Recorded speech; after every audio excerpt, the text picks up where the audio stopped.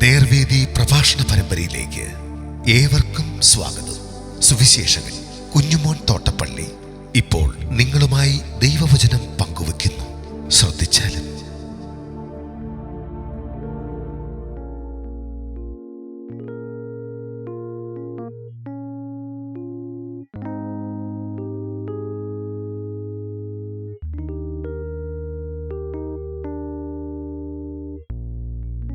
യെഹെസ്കേൽ പ്രവചനം 47-ാം അധ്യായത്തിന്റെ 1 മുതൽ 14 വരെയുള്ള വാക്യങ്ങൾ ഞാൻ വായിക്കുന്നത് ശ്രദ്ധിച്ചാലും.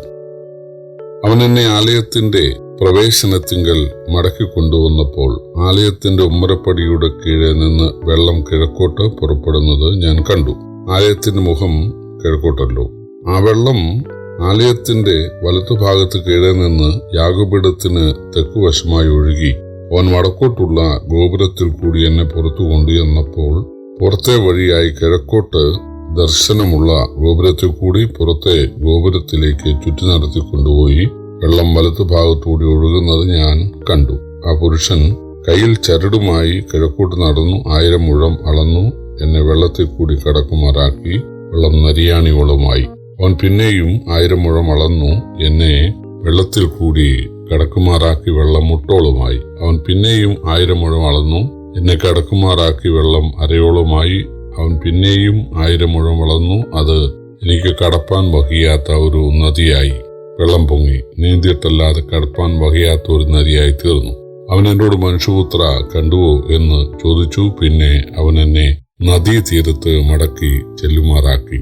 ഞാൻ മടങ്ങിച്ചെന്നപ്പോൾ നദീ തീരത്ത് ഇക്കരെയും അക്കരെയും അനവധി വൃക്ഷം നിൽക്കുന്നത് കണ്ടു. അപ്പോൾ അവൻ എന്നോട് അരുളി ചെയ്തത്, ഈ വെള്ളം കിഴക്കേ ഗലീലയിലേക്ക് പുറപ്പെട്ട് രാബായിലേക്ക് ഒഴുകി കടലിൽ വീഴുന്നു. ഒഴുകിച്ചെന്ന് വെള്ളം കടലിൽ വീണിട്ട് അതിലെ വെള്ളം പഥ്യമായി തീരും. എന്നാൽ ഈ നദി ചെന്ന് ചേരുന്നിടത്തൊക്കെയും ചലിക്കുന്ന സകല പ്രാണികളും ജീവിച്ചിരിക്കും. ഈ വെള്ളം അവിടെ വന്നതുകൊണ്ട് ഏറ്റവും വളരെ മത്സ്യമുണ്ടാകും. ഈ നദി ചെന്ന് ചേരുന്നിടത്തൊക്കെയും അത് പഥ്യമായി തീർന്നിര സകലവും ജീവിക്കും. അവൻ അതിന്റെ കരയിൽ ഏൻഗതി മുതൽ ഏൻ എഗ്ലയും വരെ മീൻപിടിക്കാർ നിന്ന് വലവീശും. അതിലെ മത്സ്യം മഹാസമുദ്രത്തിലെ മത്സ്യം പോലെ വിവിധ ജാതിയായി അസംഖ്യമായിരിക്കും. എന്നാൽ അതിന്റെ ചേറ്റുകണ്ടങ്ങളും കുഴിനിലങ്ങളും പഥ്യമായി വരാതെ ഉപ്പ് പടനയ്ക്കായി വിട്ടേക്കും. നദീതീരത്ത് ഇക്കരെയും അക്കരെയും തിന്മാൻ തക്ക ഫലമുള്ള സകലവിധ വൃക്ഷങ്ങളും വളരും. അവയുടെ ഇല വാടുകയില്ല, ഫലം ഇല്ലാതെ പോവുകയുമില്ല. അതിലെ വെള്ളം വിശുദ്ധ മന്ദിരത്തിൽ നിന്ന് ഒഴുകി വരുന്നതുകൊണ്ട് അവ മാസം തോറും പുതിയ ഫലം കായ്ക്കും. അവയുടെ ഫലം തിന്മാനും അവയുടെ ഇല ചികിത്സയ്ക്കും ഉതകും. യഹോവയായ കർത്താവ് ഇപ്രകാരം അരുളി ചെയ്യുന്നു, നിങ്ങൾ ദേശത്തെ ഇസ്രയേലിന്റെ 12 ഗോത്രങ്ങൾക്കും അവകാശമായി വിഭാഗിക്കേണ്ടുന്ന അതിർ വിവരം യോസേപ്പിന് 2 പങ്ക് ഇരിക്കണം. നിങ്ങളുടെ പിതാക്കന്മാർക്ക് നൽകുമെന്ന് ഞാൻ കൈയുയർത്തി സത്യം ചെയ്തിരിക്കൊണ്ട് നിങ്ങളെല്ലാവർക്കും ഭേദം കൂടാതെ അത് അവകാശമായി ലഭിക്കണം. ഈ ദേശം നിങ്ങൾക്ക് അവകാശമായി വരും. 45-46 അധ്യായങ്ങൾ പ്രവാസാനന്തരം പണിയപ്പെടുന്ന ദേവാലയത്തിൽ പുരോഹിതർക്കും ലേവ്യർക്കും രാജാവിനും ഉണ്ടായിരിക്കേണ്ട അറകളും സ്ഥാനങ്ങളും ജനം അവർക്ക് നൽകേണ്ട വഴിപാടുകളും ഒക്കെയാണ് വിശദീകരിക്കുന്നത്. ദൈവം തന്റെ ശുശ്രൂഷകരെ ആദരിക്കുന്നതിനാൽ ജനവും ആദരിക്കണം എന്നാണിത് കാണിക്കുന്നത്. നാം വായിച്ച 47-ന്റെ 1 മുതൽ 14 വരെയുള്ള വാക്യങ്ങൾ ഒരു നദിയെയും നദീതീരങ്ങളെയും കുറിച്ചുള്ള ദർശനമാണ്. ദേവാലയത്തിന്റെ കിഴക്ക് വശത്തെ യാഗപീഠത്തിൽ നിന്നാണ് വെള്ളം പുറപ്പെടുന്നത്.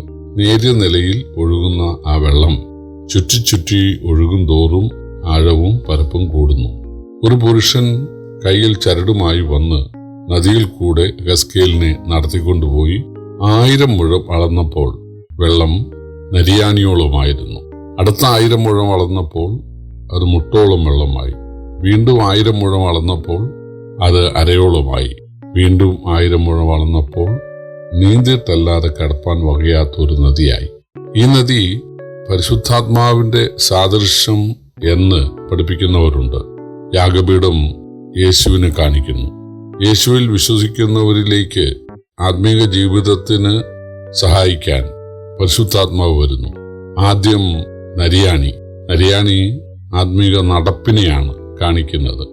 പിന്നീട് മുട്ടുകുത്തിയുള്ള പ്രാർത്ഥനയാണ് കാണിക്കുന്നത്, ആത്മാവിലുള്ള പ്രാർത്ഥന. പിന്നീട് അരയോളം വെള്ളമായി ശുശ്രൂഷയാണ് കാണിക്കുന്നത്. അപ്പോൾ പരിശുദ്ധാത്മാവ് ആത്മീയ ജീവിതം നയിക്കാൻ മാത്രമല്ല, ആത്മീയ ശുശ്രൂഷയ്ക്കും കൂടെയാണ് നമ്മിലേക്ക് വരുന്നത്. യെഹെസ്കേൽ പ്രവചനം 37 എൻ്റെ ആത്മാവിനെ അവരുടെ ഉള്ളിലാക്കും, എൻ്റെ ചട്ടങ്ങളിൽ അവരെ നടക്കുമാറാക്കും. അതായത് ആത്മീക ജീവിതത്തിന് അവരെ പ്രാപ്തരാക്കും. എന്നാൽ യോവേൽ പ്രവചനം 2:28 ആത്മാവ് മേൽ വരുന്ന കാര്യമാണ്. അവിടെ പ്രവചനവും ദർശനവും സ്വപ്നവും ഒക്കെയുണ്ട്. അപ്പോൾ ആത്മാവ് മേൽ വരിക എന്ന് പറഞ്ഞാൽ അത് കൃപാവരങ്ങളുടെ അല്ലെങ്കിൽ ശുശ്രൂഷയുടെ കാര്യമാണ്. വീണ്ടും 1000 മുഴം വളർന്നപ്പോൾ നീന്തിട്ടല്ലാതെ കടപ്പാൻ വകയാത്ത ഒരു നദിയായി മാറി. അത് ആത്മനിയന്ത്രണത്തിലുള്ള ഒരു വെള്ളത്തിൽ ഒരാൾ മുങ്ങുമ്പോൾ വെള്ളമാണ് നിയന്ത്രിക്കുന്നത്. അപ്പോൾ ഒരു നദിയിൽ മുങ്ങപ്പെടുന്ന ഒരാളെ ആ നദിയിലെ ഒഴുക്ക് നിയന്ത്രിക്കുന്നത് പോലെ ദൈവാത്മാവ് നമ്മെ നിയന്ത്രിക്കുന്നു. യേശുവിനെ രക്ഷകനായി സ്വീകരിക്കുന്നവരെ ദൈവാത്മാവ് നയിക്കുന്നു, നിയന്ത്രിക്കുന്നു എന്നാണ് ഇതിന്റെ അർത്ഥം. യേശുക്രിസ്തു യോഹന്നാന്റെ സുവിശേഷം 7:37 ഉത്സവത്തിന് മഹാദിനമായ ഒടുക്കത്തെ നാളിൽ നിന്നുകൊണ്ട് ദാഹിക്കുന്നവനല്ല എൻ്റെ അടുക്ക് വന്ന് കുടിക്കട്ടെ, എന്നിൽ വിശ്വസിക്കുന്നതിന്റെ ഉള്ളിൽ നിന്ന് തിരുവെഴുത്ത് പറയുന്ന പോലെ ജീവജലത്തിൽ നദികൾ ഒഴുകുമെന്ന് വിളിച്ചു പറഞ്ഞു. ഇത് തന്നിൽ വിശ്വസിക്കുന്നവർക്ക് ലഭിക്കാനുള്ള ആത്മാവിനെ കുറിച്ച് അത്രേ പറഞ്ഞത് എന്നും അവിടെ എഴുതിയിരിക്കുന്നു. അപ്പോൾ തിരുവെഴുത്ത് പറഞ്ഞ ഈ നദി യെഹെസ്കേൽ പ്രവചനം 47 അധ്യായത്തിലേത് ആണ് എന്ന് കരുതപ്പെടുന്നു. ഈ നദിയുടെ ഇരുകരകളും ഫലസമൃദ്ധമാണ്. ഈ വെള്ളം ചെല്ലുന്നിടത്തൊക്കെ എല്ലാം അത് ശുദ്ധമായി തീരുന്നു. ഈ നദീ തീരങ്ങളാണ് ഇസ്രയേലിലെ ഗോത്രങ്ങൾക്കും ഇസ്രയേലിനോട് ചേരുന്ന ജാതികൾക്കും വീതിച്ച് നൽകുന്നത്. ഇത് ദൈവരാജ്യത്തെ കുറിച്ചാണ്. 48 അധ്യായം ഓരോ ഇസ്രയേലിലെ ഗോത്രത്തിന്റെയും അവകാശ ഭൂമിയുടെ വിവരണമാണ്. ദൈവം ഓരോരുത്തന്റെ പ്രവൃത്തിക്ക് തക്കവണ്ണം പകരം നൽകും എന്ന് അർത്ഥം. പ്രിയപ്പെട്ടവരെ, കാൽവറിയിൽ നമുക്കായി മരിച്ച യേശുവിനെ രക്ഷകനായി സ്വീകരിക്കുന്നവരിലേക്ക് പരിശുദ്ധാത്മാവാൻ ദൈവം വന്ന് ആത്മീയ ജീവിതത്തിനും ആത്മീയ ശുശ്രൂഷയ്ക്കും അവരെ പ്രാപ്തരാക്കുന്നു. അവരെ ഭാവിയിൽ ദൈവരാജ്യത്തിന്റെ അവകാശികളായി തീരാനിടയാകുന്നു. ദൈവരാജ്യം യഹൂദന്മാർക്ക് മാത്രമല്ല, യേശുവിൽ വിശ്വസിക്കുന്ന പുറജാതികൾക്കും തുല്യമായി അനുഭവിക്കാനായിട്ട് സാധിക്കും. ഇവിടുത്തെ മതഭരണവും അല്ലെങ്കിൽ ഏകാധിപത്യ ഭരണവും പട്ടാള ഭരണവും സോഷ്യലിസവും കമ്മ്യൂണിസവും ക്യാപിറ്റലിസവും ഒക്കെ പരാജയപ്പെട്ട, ഒക്കെ ബോംബ് കൊണ്ട് നിറച്ച ഈ ലോകത്ത് സമാധാനപൂർണമായ യുദ്ധമില്ലാത്ത, ക്ഷാമമില്ലാത്ത, രോഗമില്ലാത്ത, പകർച്ചവ്യാധികളില്ലാത്ത, നീതി സമാധാനവും നിറഞ്ഞ ദൈവരാജ്യം യേശു സ്ഥാപിക്കും. അതിനാണ് യേശു വന്നത്. അതിന് തടസ്സമായിരുന്ന പാപത്തെ തന്റെ കുരിശുമരണത്തിലെ യാഗത്തിലൂടെ നീക്കി രക്ഷാമാർഗമൊരുക്കി. ആ രക്ഷാമാർഗം ആളുകളെ ഇത് അറിയിച്ചുകൊണ്ടിരിക്കുന്നു.